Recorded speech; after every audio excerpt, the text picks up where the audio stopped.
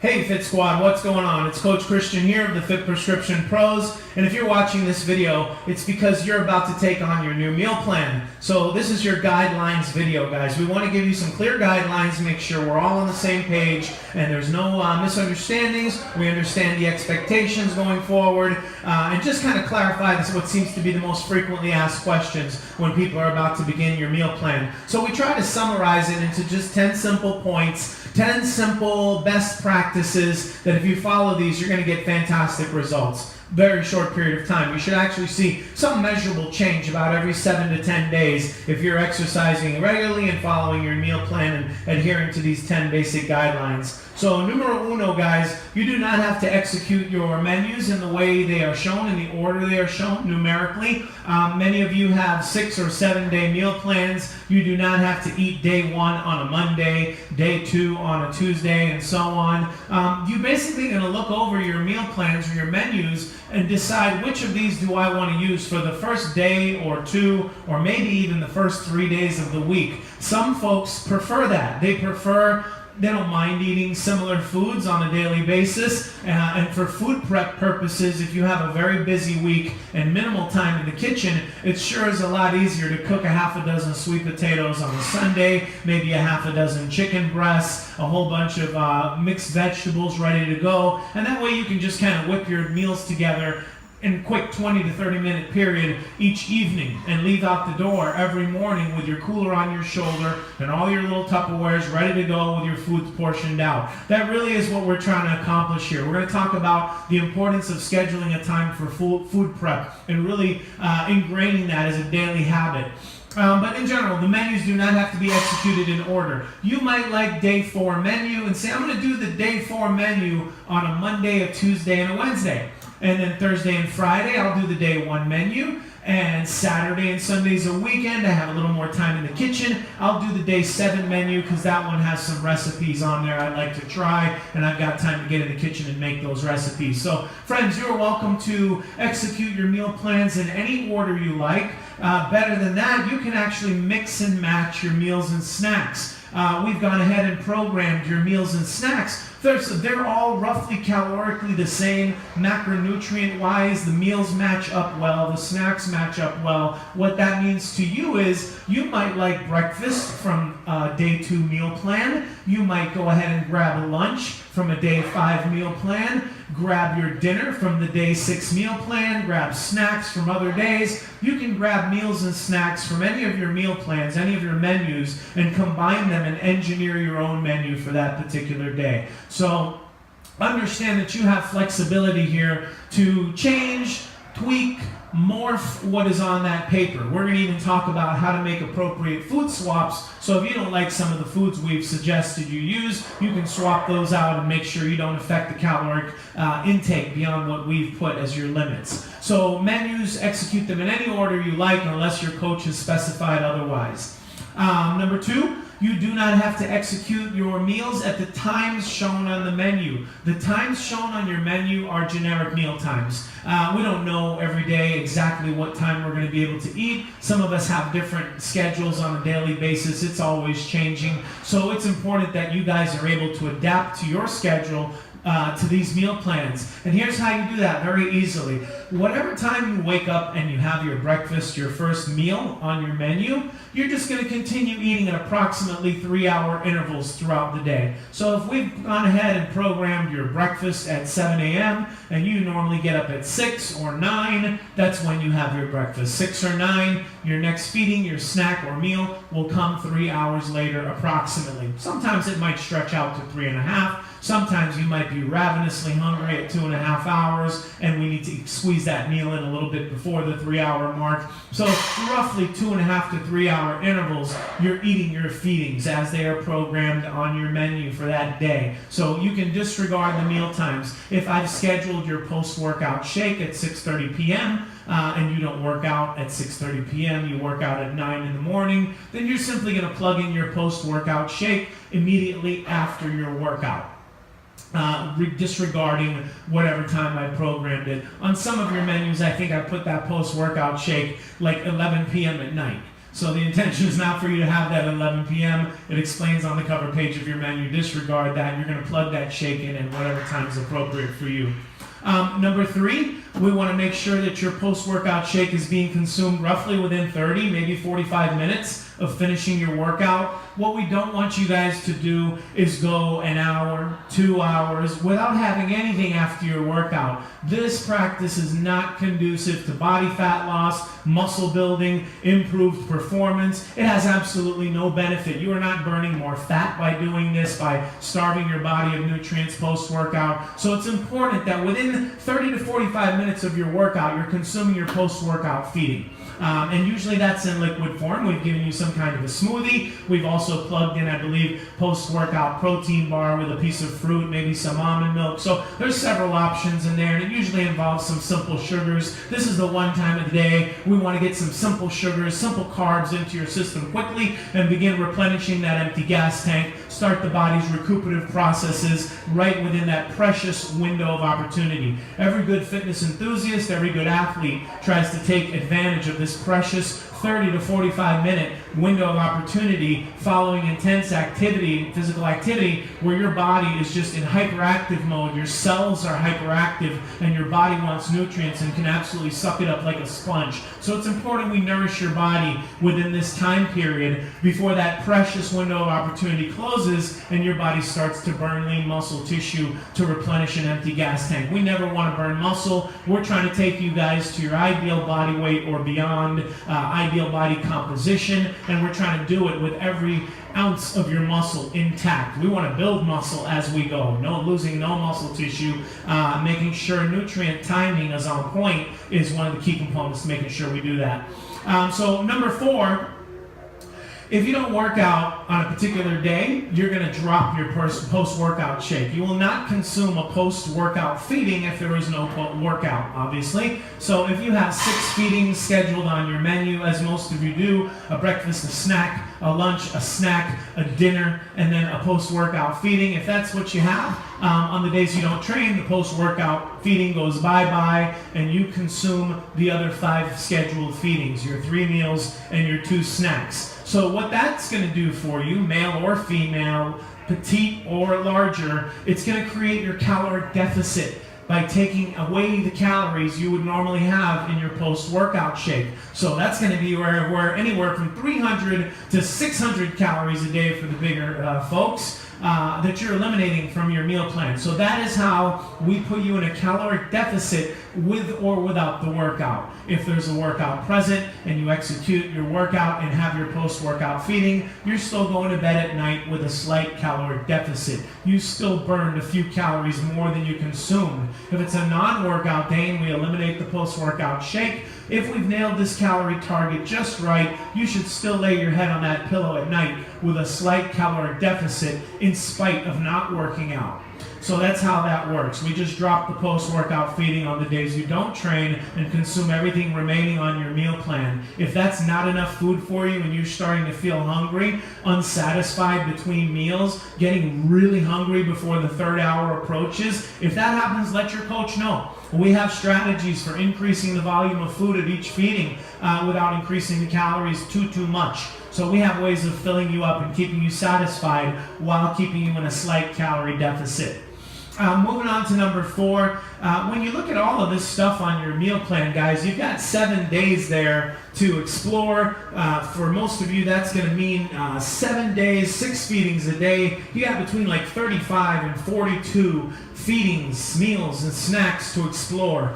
The goal is to give you as many options as possible. We want to put everything on the table, see what you like, hopefully you try everything as it is programmed, and then see what you want to adopt into your permanent food arsenal, right? The goal is for you to take on some of these new meals and snacks with perfect target macros and just adopt them and permanently. They're just always some of your go-to meals and snacks. So when you see different protein bars on your meal plan, 3 or 4 different types, when you see almond milk at lunch, and cashew milk at dinner.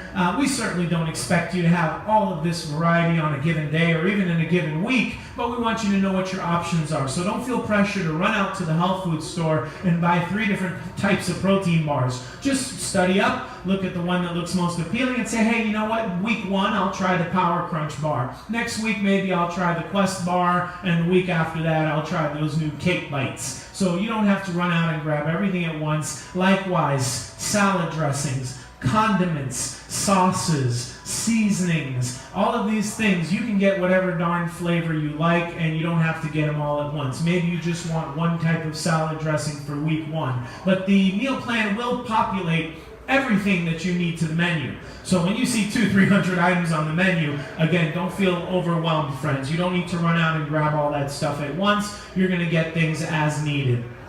You got to plan your little food strategy for the week. What else? The cashew almond milk. If you see cashew milk at lunch, almond milk at dinner, it's just to show you that you can go with either one. They're about the same amount of calories. They taste similar.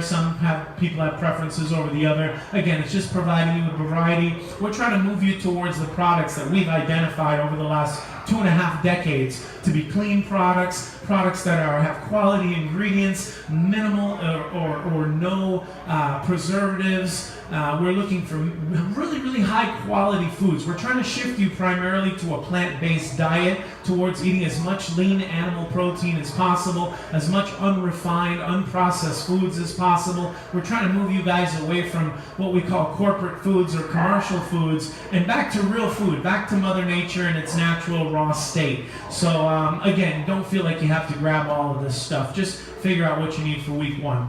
Number 6, supplements. We send you a supplement prescription. It's optional. You don't have to execute it. We think there's definitely some nutritional supplements out there that can benefit you, that can add a little bit of kick to your fat loss or muscle building mission. It might only contribute 5%. But if you're using 2 or 3 or 4 different things that are contributing 5% each, that starts to add up. So some very basic supplements on your nutritional prescription. We do not prescribe stimulants ever. If you like a pre-workout prescription, I would say a bit of a strong cup of coffee with your L-carnitine that we've prescribed for you. On your supplement prescription, we have a high-quality multivitamin. We have liquid L-carnitine. We have branched-chain amino acids.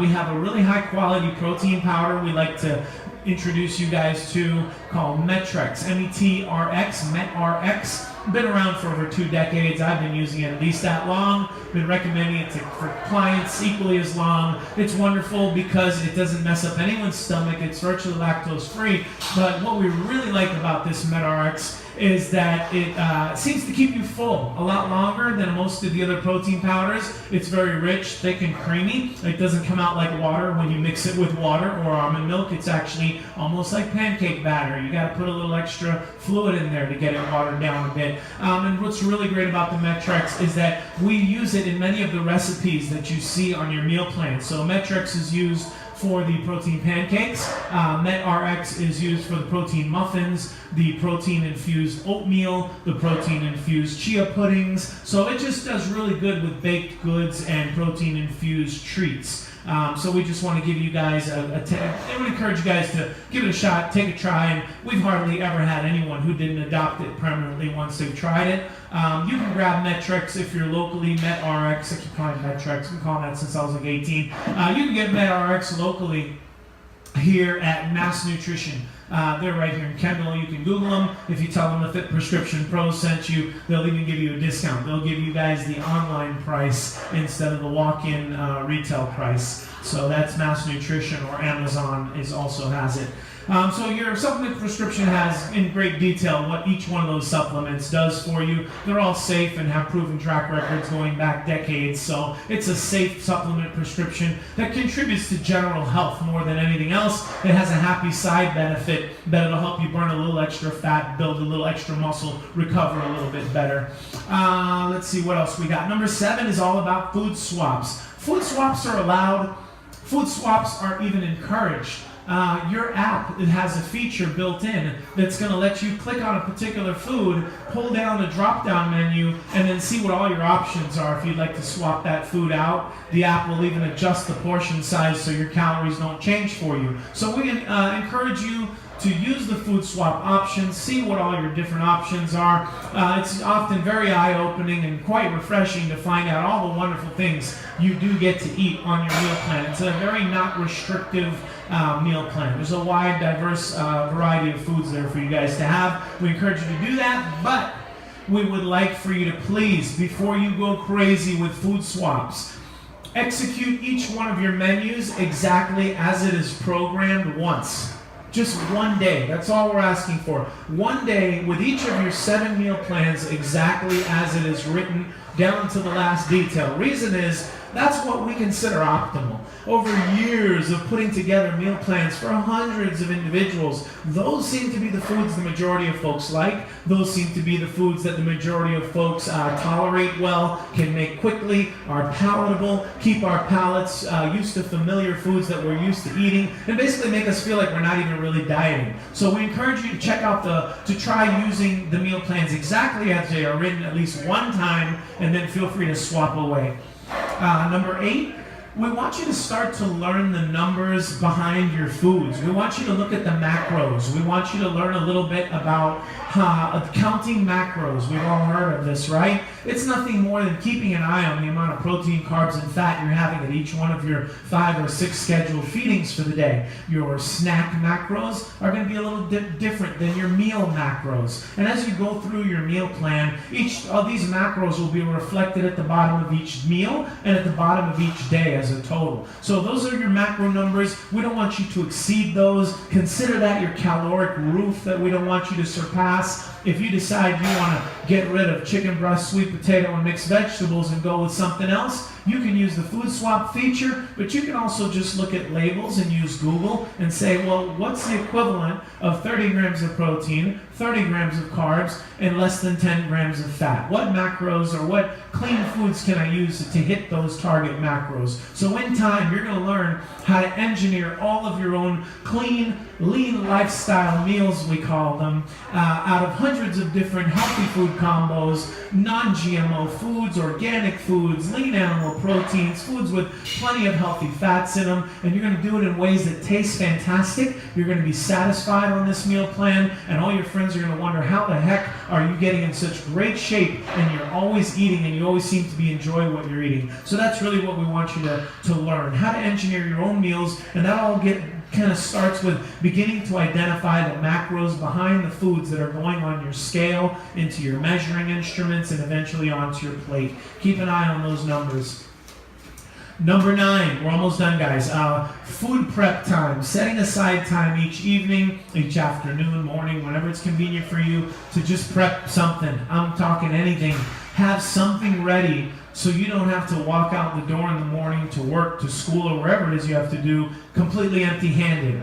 Don't kid yourself and think that you're going to go out on the road and every 3 hours find something to eat that hits your target macros and is also a very high-quality food source. It's very hard to mirror your menu eating out, and even if you hit the target numbers, the food quality is going to be very poor, right? Because restaurants aren't in the business of serving us the highest quality food. They're in the business of making money. So usually those are the cheapest food sources with tons of sodium and phosphates and terrible things, and we want to avoid. They're not really conducive or supportive of our goals, eating out often. So we need to talk about food prep time. If there's one best practice or one habit you've absolutely got to implement in this journey to your ideal body weight, ideal body composition, being fabulously fit, that is meal prep time. So I don't know, maybe 20, 30 minutes to throw together some chicken breast, put on a pot of quinoa, get some vegetables ready, pull out the Tupperware containers. You know what's quick, guys? Natural foods in their natural state. What could be quicker than throwing together raw vegetables, raw fruit, and a little cooked animal protein that took you a few minutes on a George Foreman grill? So raw foods, very quick and simple. We encourage you to just 20 to 30 minutes every evening. Set your watch, have Siri remind you if you have to, but make sure you get the meals prepped the evening before so you're walking out the door the next day with cooler on shoulder, all your snacks, meals, shake, post-workout shake if you go to the gym after work, everything ready to go. And you're eating on time, again with alarm scheduled reminding you if necessary. So number 10, we've got all our rules in place. We've looked over the meal plans. We've looked over the supplement plans. We've planned our food strategy for week 1. The last step is to just run out and get all the stuff. It's hunter-gatherer time. It's time to go out and get the food and get the supplements, get everything out of the house that you know is not supportive of your goals. And don't tell me the kids have got to have the Oreos. Let's get some healthy Casey cookies or something in there as a replacement. But we want to surround you with all the right things, even things that aren't on your meal plan. If you get in a moment of weakness, I'd rather see you eat a box of Casey cookies than a box of Oreos. So again, the goal is just get away from everything you know is not supportive of your goals. Fill the house with all the right stuff. Get everything prepped on Sunday evening. Most of our clients are in the habit of a big prep on Sunday evening, preparing multiple meals for days to come. Often 2-3 days or 3-4 days into the next week, they've got food in the fridge ready to go in their containers.